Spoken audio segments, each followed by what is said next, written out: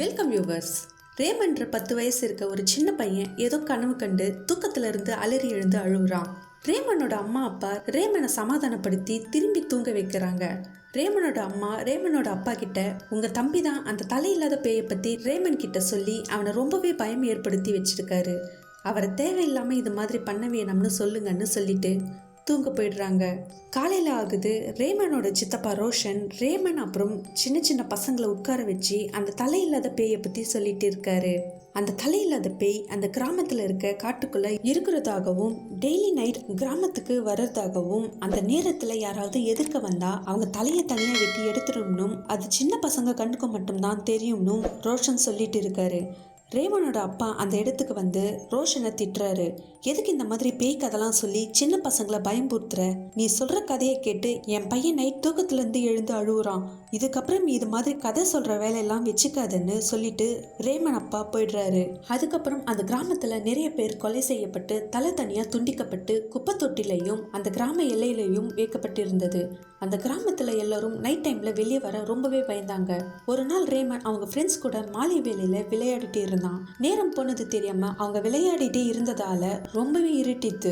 ரேமனும் அவங்க வீட்டுக்கு கிளம்பிடுறான். ரேமன் நடந்து போறான். அப்போ ரேமன் போற வழியில அந்த தலையில்லா பேய் கையில பெரிய கோடாரியை வச்சுட்டு நின்றுட்டு இருக்கு. ரேமன் பயந்து போய் திரும்ப அவங்க ஃப்ரெண்ட்ஸ் இருக்க இடத்துக்கு ஓடி போறான். டேய், அந்த தலையில்லா பேய் அங்க இருக்குடா, வாட போலாம்னு கூட்டிட்டு போறான். ரேமனோட ஃப்ரெண்ட்ஸும் அங்க போய் பாக்குறாங்க. அங்க யாருமே இல்லை. ரேமனோட ஃப்ரெண்ட்ஸ் ரேமனை திட்டிட்டு அங்கிருந்து போயிடுறாங்க. மறுநாள் காலையில அந்த கிராமத்துல இருக்க ஒரு மரத்து கீழே ஒருத்தனோட தலை ரொம்பவே கொடூரமா சிதைஞ்சு போயிருக்கு. இதை பார்த்த எல்லோரும் ரொம்பவே பயந்து போயிடுறாங்க. இதை யாரோ சீரியல் கில்லர் தான் பண்றான்னு எல்லாரும் நினைச்சாங்க.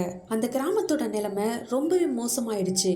ஒரு நாள் மாலை வேளையில அந்த கிராமத்துல இருக்க சின்ன பசங்க கிரிக்கெட் விளையாடிட்டு இருக்காங்க. அப்போ பால் மரங்கள் நிறைஞ்ச ஒரு இடத்துல போயிடுது. அப்ப அந்த சின்ன பசங்கள்ல ஒருத்தன் அந்த பாலை எடுக்க அந்த மரங்கள் நிறைஞ்ச பகுதிக்கு போறான்.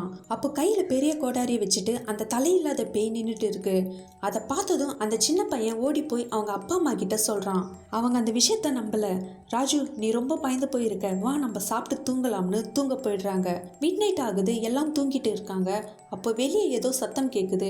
ராஜுவோட அப்பா கதவை திறந்துட்டு வெளியே வந்து பாக்குறாரு. அங்க யாரும் இல்ல. மறுநாள் காலையில ஆகுது. ராஜுவோட அம்மா எழுந்துக்கிறாங்க. பக்கத்துல ராஜுவோட அப்பாவை காணும். இவர் இவ்வளவு காலையில எங்க போனாரு அப்படின்னு எழுந்து வெளியே வராங்க. அப்போ ராஜுவோட அப்பா வெளியே கார்டன்ல உட்கார்ந்துட்டு இருக்காரு. ராஜுவோட அம்மா, எதுக்கு இப்ப இங்க உட்கார்ந்துட்டு இருக்கீங்க அப்படின்னு கிட்ட போய் அவர் மேல கை வைக்கிறாங்க. அவரோட தலை தனியா கீழே விழுது. இதை பார்த்த ராஜுவோட அம்மா பயங்கரமா கத்துறாங்க. இந்த இன்சிடென்ட் நடந்து கொஞ்ச நாளுக்கு அப்புறம் ஒரு நாள் அந்த கிராமத்தோட நாட்டாமையோட தலை அந்த கிராம போலீஸ் ஸ்டேஷன் வாசல்ல இருந்துச்சு. இதே மாதிரி பல கொலைகள் நடந்துச்சு. அந்த கிராமத்தோட இன்ஸ்பெக்டர் காளி பாதுகாப்பா வலுப்படுத்தினாரு. இரவு நேரத்துல பாதுகாப்பா இருக்க நிறைய கான்ஸ்டபிளை ஊர் எல்லையில நிறுத்தினாரு. ஆனா அதுல இருந்து ஒரு வாரம் ஃபுல்லா எந்த கொலையும் நடக்கல. இந்த சூழ்நிலையில தான் ரோஷன் இப்ப நடக்கிற கொலையெல்லாம் உண்மை, இதுக்கு காரணம் அந்த தலையில்லா பேய் தான் அப்படின்னு ரோஷன் அவங்க அண்ணா கிட்ட சொல்றாரு. அப்போ அவங்க அண்ணா, பைத்தியம் மாதிரி வளரிட்டு இருக்காத, அப்படிலாம் எதுவும் இல்லை, இதை பண்றது ஒரு சீரியல் கில்லர் அப்படின்னு சொல்றாரு. அதுக்கு ரோஷன், இல்லைண்ணா, எனக்கு நம்ம தாத்தா சொன்னாரு, 50 வருஷத்துக்கு முன்னாடி மங்கள்லால்னு ஒருத்தன் ஏதோ ஒரு தப்பு பண்ணிட்டான்னு அவனை ஊர் எல்லையில இருக்க மரத்துல கட்டி வச்சு அவன் உயிரோட இருக்கும் போதே அவன் தலையை அறுத்தி எடுத்திருக்காங்க. அதனால கோபம் அடைஞ்ச மங்கள்லால் இந்த கிராமத்தை பழி வாங்க துடிக்கிறான். இதை சரி பண்ண அவனோட தலை மற்றும் முண்டத்தை எடுத்து எரிக்கணும்னு சொல்றாரு. இதை ரோஷனோட அண்ணா நம்பல. இதனால கோபம் அடைஞ்ச ரோஷன் அங்கிருந்து வெளியே வந்துடுறாரு. வெளியே அவர் நடந்து போயிட்டு இருக்காரு. அப்போ அவருக்கு முன்னாடி அந்த தலையில்லா பேய் நிற்குது. ரோஷன் அங்கேருந்து ஓட ட்ரை பண்ணுறாரு. ஆனால் அந்த பேய் ரோஷனோட தலையை வெட்டித்து.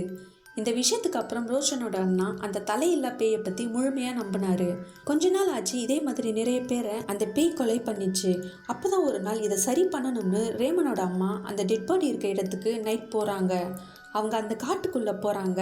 யாரும் அவங்கள ஃபாலோ பண்ணுற மாதிரி இருக்குது. அவங்க மங்கள்லால் டெட் பாடி புதைச்சி வச்ச இடத்துக்கு போய் தேடுறாங்க. அவங்களுக்கே தெரியாமல் ரேமன் அவங்கள ஃபாலோ பண்ணி அந்த இடத்துக்கு வந்துடுறான்.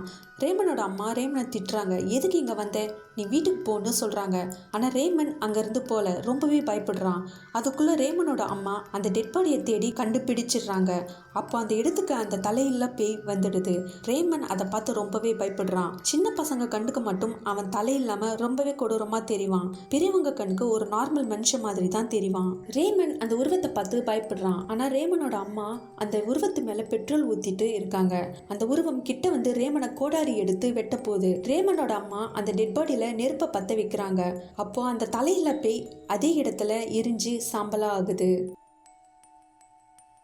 என்னோட வீடியோவை நிறைய பேர் சப்ஸ்கிரைப் பண்ணாமல் பார்க்குறீங்க. ஸோ ப்ளீஸ் சப்ஸ்கிரைப் பண்ணிக்கோங்க. இந்த வீடியோ பிடிச்சிருந்தால் லைக் பண்ணுங்கள். இந்த மாதிரி வீடியோ தொடர்ந்து பார்க்கணுன்னா சேனலை சப்ஸ்கிரைப் பண்ணிக்கோங்க.